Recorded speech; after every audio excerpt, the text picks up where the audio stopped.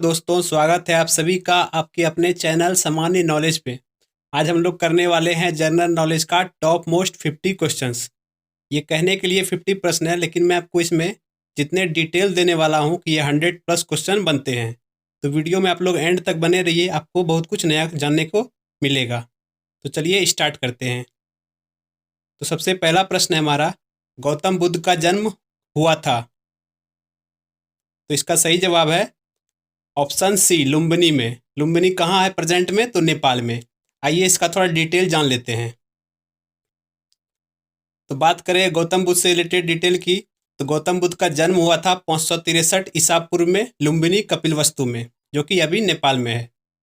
और मृत्यु हुआ था 483 ईसा पूर्व कुशीनगर में। बचपन का नाम था सिद्धार्थ, और इनकी माता का नाम था माया देवी। और सौतेली माँ का नाम है प्रजापति गौतमी। पिता थे सुद्धोधन और पत्नी यशोधरा, और पुत्र हुआ था राहुल। ठीक है।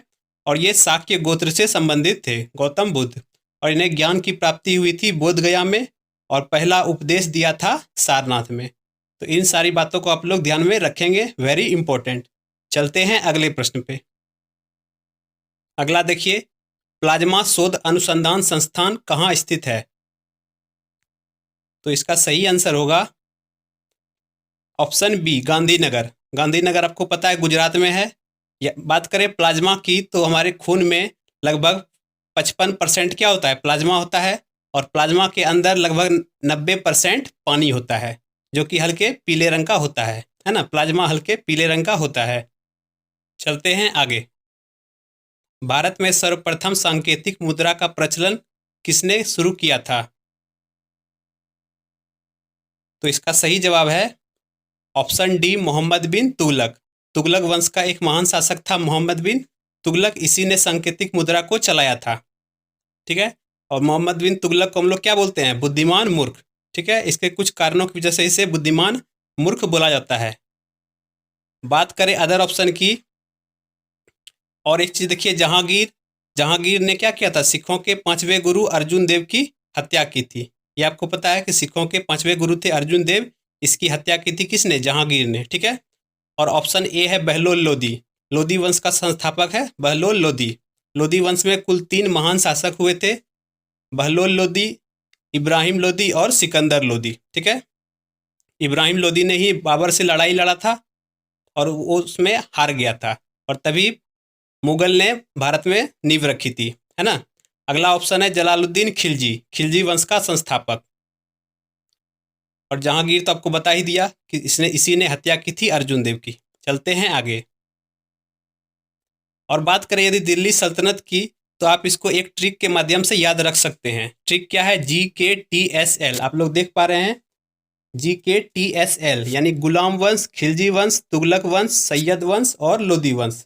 सबसे लंबे समय तक अगर शासन किया था वो था तुगलक वंश, और सबसे कम अवधि तक शासन किया था वो लोदी वंश। ठीक है। चलते हैं आगे। भारत आने वाला पहला अंग्रेज कौन है? तो आपका सही जवाब होगा मिल्टन हॉल, ऑप्शन डी। कब आया था ये? तो 1599 ईस्वी में। वैसे तो आपको पता है कि 1498 में वास्को डिगामा आ गया था, लेकिन वो क्या था? वो एक अंग्रेज नहीं था, वो पुर्तगाल से आया था, वो एक पुर्तगाली था। ठीक है। तो इसका सही जवाब होगा मिल्टन हॉल। यहाँ पे देखिए ऑप्शन ए है captain Hawkins. Captain Hawkins Jahangir के दरबार में आया था। चलते हैं आगे। भारत में प्रथम खुला विश्वविद्यालय कब प्रारंभ हुआ? ओपन यूनिवर्सिटी, जिसे हम लोग इग्नू बोलते हैं। तो आपका सही जवाब होगा ऑप्शन बी, 1982 में। 1982 में ओपन यूनिवर्सिटी का शुरुआत हुआ था। ठीक है। बात करें यदि अदर ऑप्शन की, तो 1958 में स्थापना हुआ था DRDO का, और 1969 में इसरो का, 1956 में LIC का, लाइफ इंश्योरेंस कॉरपोरेशन। ठीक है। चलते हैं आगे। भारत में सबसे ज्यादा कौन सी मिट्टी पाई जाती है? तो इसका सही जवाब है ऑप्शन डी, एल्यूवियल मिट्टी। एल्यूवियल मिट्टी को हम लोग बोलते हैं कछारी मिट्टी या फिर जलोढ़ मिट्टी। यही सबसे ज्यादा पाई जाती है भारत में। ठीक है। कछारी मिट्टी या फिर जलोढ़ मिट्टी। अगला प्रश्न देखिए, भारतीय राष्ट्रीय कांग्रेस के प्रथम अध्यक्ष कौन थे? तो इसके प्रथम अध्यक्ष थे व्योमेश चंद्र बनर्जी। ऑप्शन बी, व्योमेश चंद्र बनर्जी इसके पहले अध्यक्ष बने थे। आइए इसका कुछ डिटेल जान लेते हैं। तो बात करें भारतीय राष्ट्रीय कांग्रेस के स्थापना की, तो स्थापना हुआ था 1885 में ए.ओ. ह्यूम द्वारा, और इसके पहले अध्यक्ष बने थे व्योमेश चंद्र बनर्जी। पहली महिला अध्यक्ष की बात करें तो ये बनी थी एनी बेसेंट, और पहली भारतीय महिला अध्यक्ष तो ये सरोजनी नायडू। पहले मुस्लिम अध्यक्ष बने थे बदरुद्दीन तैयब जी, और पहले अंग्रेज अध्यक्ष ये बने थे जॉर्ज यूले। ठीक है। सबसे युवा अध्यक्ष ये थे एपीजे अब्दुल कलाम, और 2 बार लगातार अध्यक्ष बने थे सुभाष चंद्र बोस।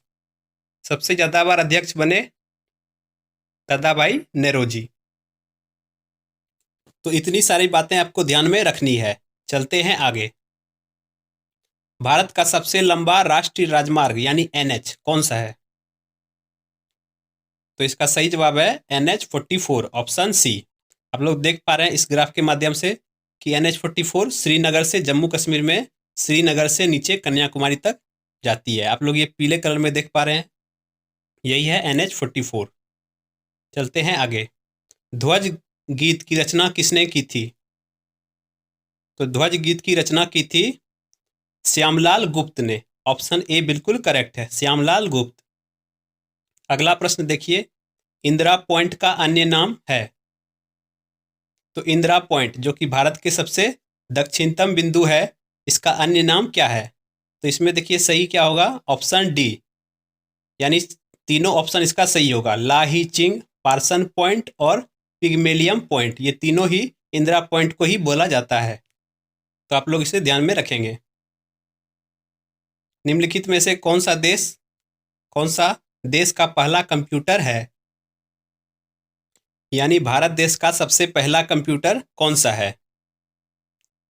तो इसका सही जवाब है ऑप्शन बी, TIFRAC। TIFRAC इसका फुल फॉर्म आप लोग नीचे देख पा रहे हैं, Tata institute of fundamental research automatic calculator. ठीक है, वेरी इंपॉर्टेंट है, आप लोग ध्यान में रखेंगे। चलते हैं आगे। देख पा रहे हैं ये फिगर में। अगला प्रश्न देखिए, द्वितीय बुद्ध किसे कहा जाता है? तो द्वितीय बुद्ध कहा जाता है पद्म संभव को। पद्म संभव, ऑप्शन डी इसका राइट है। अगला प्रश्न देखिए, श्रीलंका को भारत से पृथक करती है, कौन पृथक करती है? तो इसका सही जवाब है ऑप्शन बी, मन्नार की खाड़ी। और यहाँ पे कौन सा जलडमरू मध्य है? तो पाक जलडमरू मध्य, पाक स्टेट जिसे हम लोग बोलते हैं। ठीक है, चलते हैं आगे। शिवरामन समिति की सिफारिशों के आधार पर किसकी स्थापना की गई? Option A NABARD, option B SIDBI, option C CBDT, या फिर इनमें से कोई नहीं। तो इसका सही जवाब है ऑप्शन ए नाबार्ड, यानी national bank for agriculture and rural development, यानी ग्रामीण क्षेत्र में जो ग्रामीण क्षेत्र के विकास के लिए जो बैंक बना है, नाबार्ड। ठीक है, यह स्थापना की गई थी शिवरामन समिति की सिफारिश पे। ऑप्शन ए इसका बिल्कुल करेक्ट हो जाएगा। ठीक है, चलते हैं आगे। अगला देखिए, निम्नलिखित समिति में से कौन सी त्रिस्तरीय पंचायती राज प्रणाली की सिफारिश करने के लिए जानी जाती है?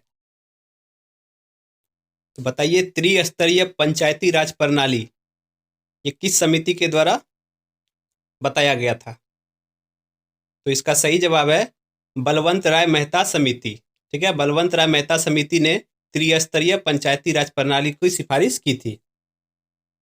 ठीक है, बात करें अदर ऑप्शन की, तो अशोक मेहता समिति इसने द्विस्तरीय चलाया था, और सरकारिया समिति ये संबंधित है केंद्र राज्य संबंध से, और फजल अली समिति ये संबंधित है राज्य पुनर्गठन आयोग से। ठीक है, चलते हैं आगे।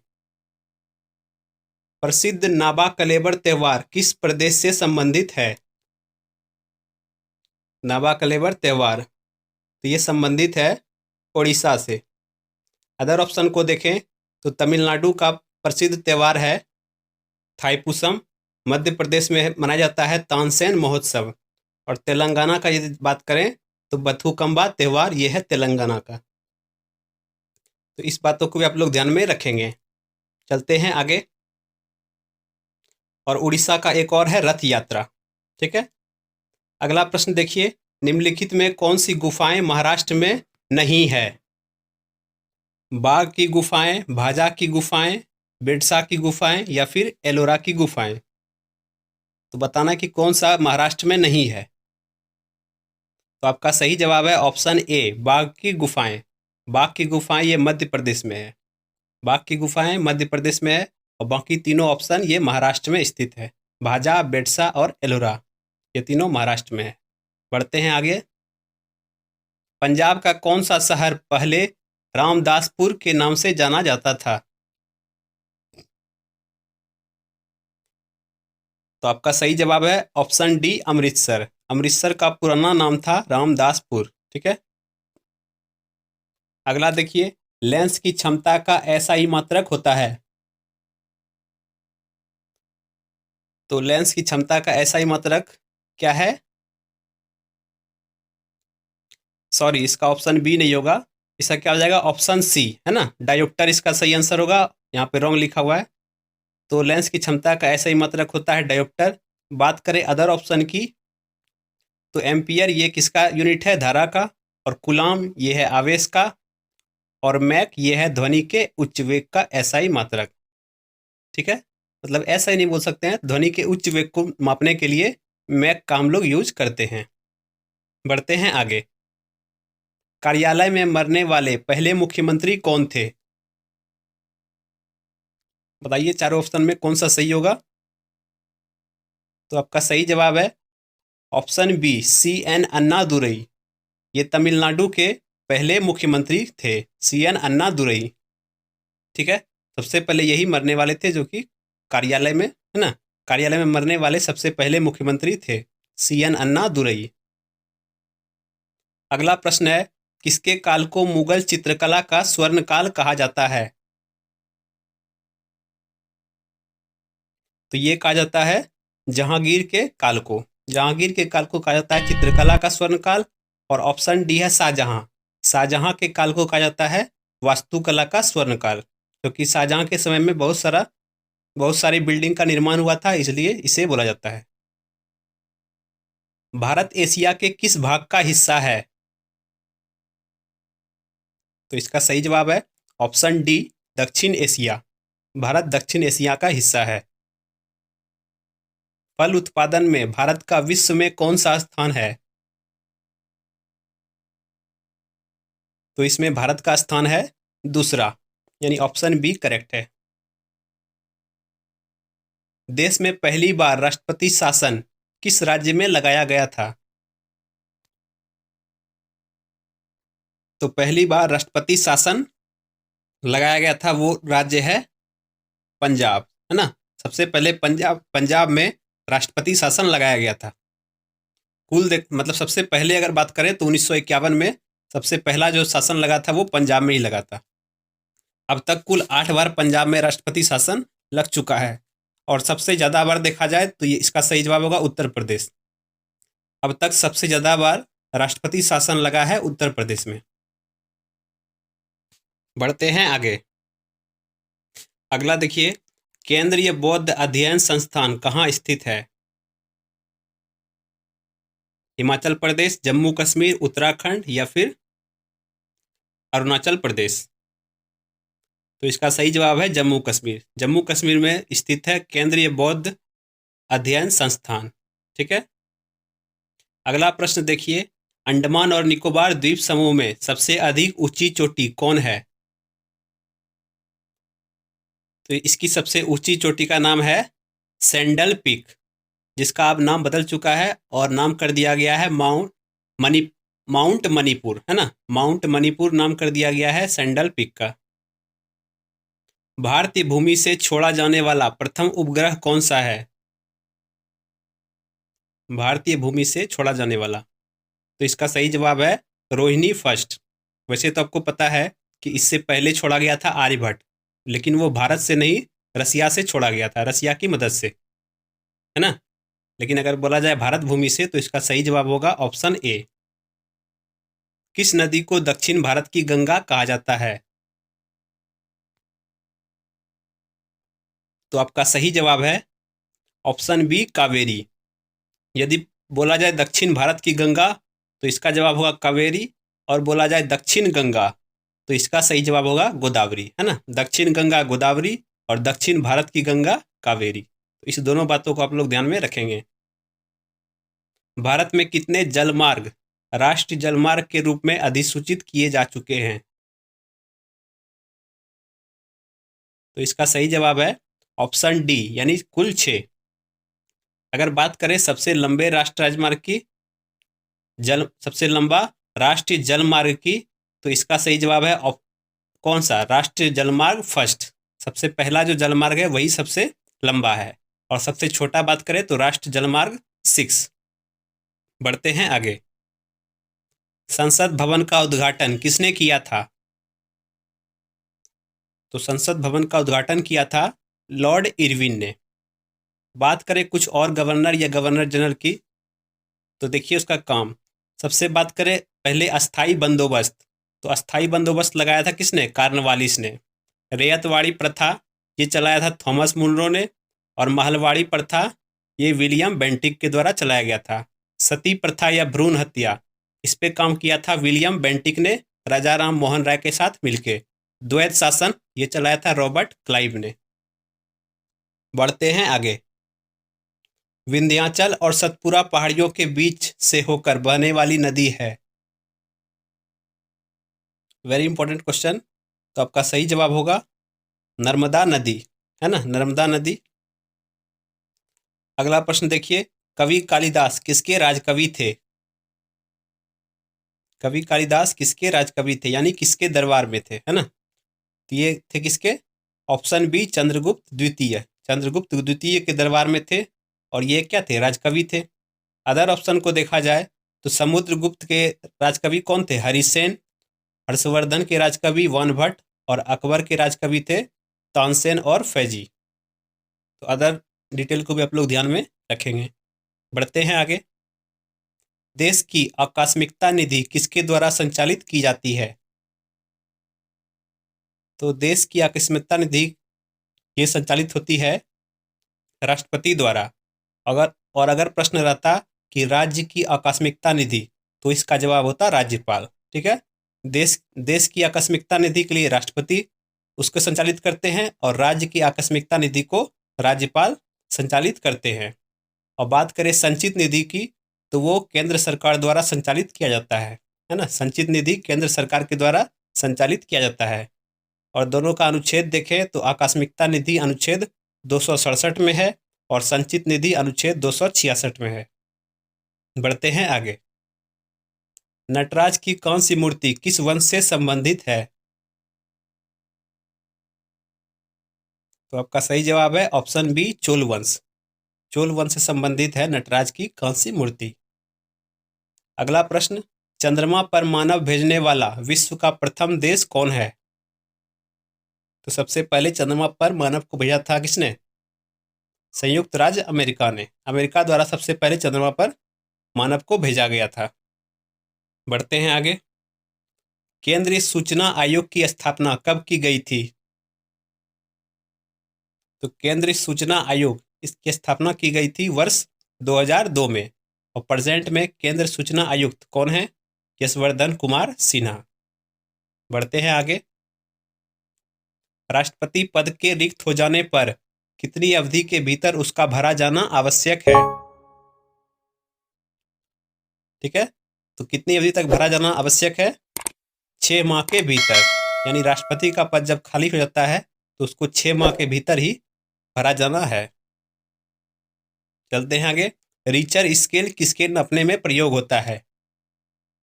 रिचर स्केल को हम लोग रिक्टर स्केल भी बोलते हैं, है ना। तो ये प्रयोग किया जाता है भूकंप की तीव्रता मापने में। भूकंप की तीव्रता मापने में।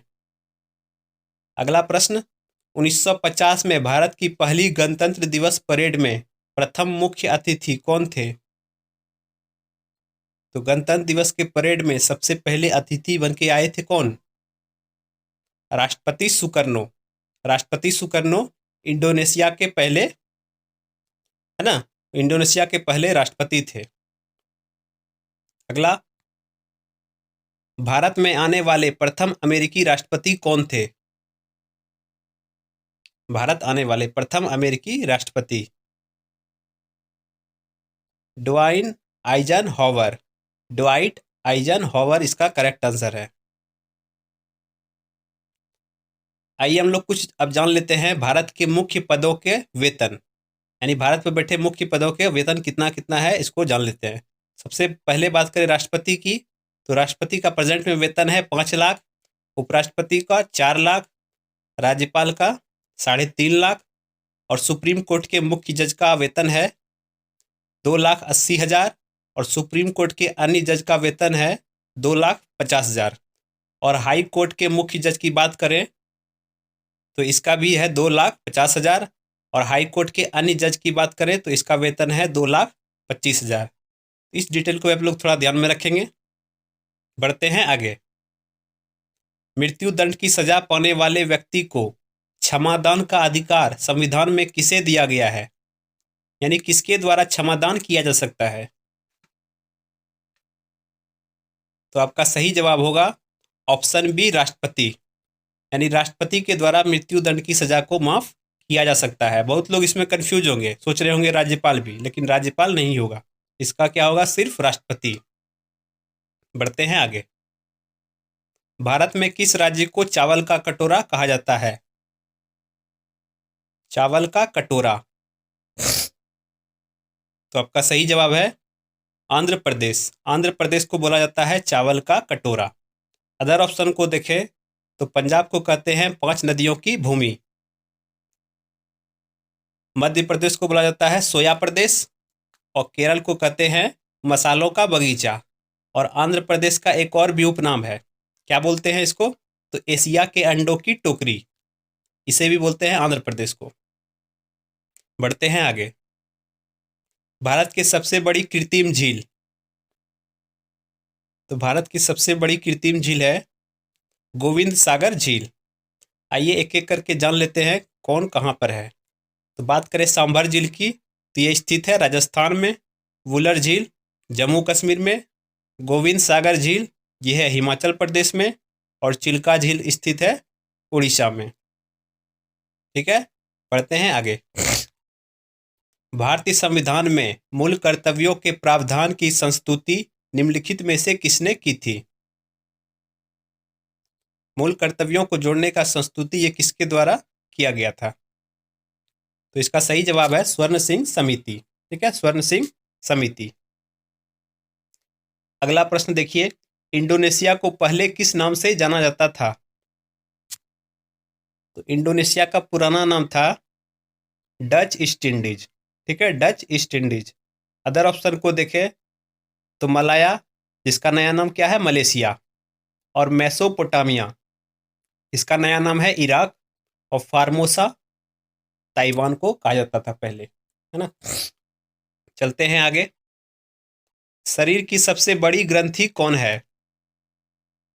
शरीर की सबसे बड़ी ग्रंथि, सही जवाब है यकृत यानी लीवर। हार्मोन शब्द का नामकरण किसने किया था? तो हार्मोन का नामकरण किया था बेलिस एवं स्टार्लिंग ने। पुष्पों का अध्ययन कहलाता है? पुष्पों का अध्ययन, ऑप्शन सी आपका करेक्ट है, एंथोलॉजी। अदर ऑप्शन को देखें तो साइटोलॉजी कहते हैं कोशिका अध्ययन को, ऑन्कोलॉजी कैंसर अध्ययन को, और पेडोलॉजी मिट्टी के अध्ययन को। बढ़ते हैं आगे। नाबार्ड की स्थापना कब हुई थी?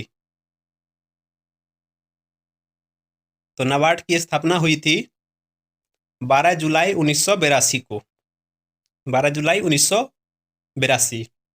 अगर अदर ऑप्शन को देखें तो 7 अप्रैल 1948, इस दिन स्थापना हुई थी विश्व स्वास्थ्य संगठन यानी WHO की, और 15 अगस्त 1969 इस दिन स्थापना हुई थी इसरो की, और 24 अक्टूबर 1945 इस डेट को स्थापित हुआ था संयुक्त राष्ट्र संघ यानी UNO। चलते हैं आगे। भारतीय संविधान में आपातकालीन की अवधारणा किस देश से ली गई है? तो आपातकाल की अवधारणा ली गई है किससे? जर्मनी से, है ना। Option D Germany. जर्मनी देश से ली गई है आपातकाल की अवधारणा। अदर ऑप्शन को देखें तो अदर ऑप्शन से भी कुछ न कुछ लिया गया है। जैसे बात करें रूस की, तो रूस से लिया गया है क्या? मौलिक कर्तव्य। आयरलैंड से लिया गया है नीति निर्देशक तत्व, डीपीएसपी। और अमेरिका से लिया गया है मौलिक अधिकार और महाभियोग। राष्ट्रपति पे महाभियोग जो लगता है वो अमेरिका से ही लिया गया है। तो ये आज का हमारा वीडियो यहीं पे एंड करते हैं। आई होप आप लोगों को प्रश्न पसंद आया होगा। यदि प्रश्न पसंद आया हो, कंटेंट अच्छा लगा हो, तो वीडियो को अभी लाइक कर दे, और चैनल पर यदि आप नए हैं तो चैनल को अभी सब्सक्राइब कर लीजिए।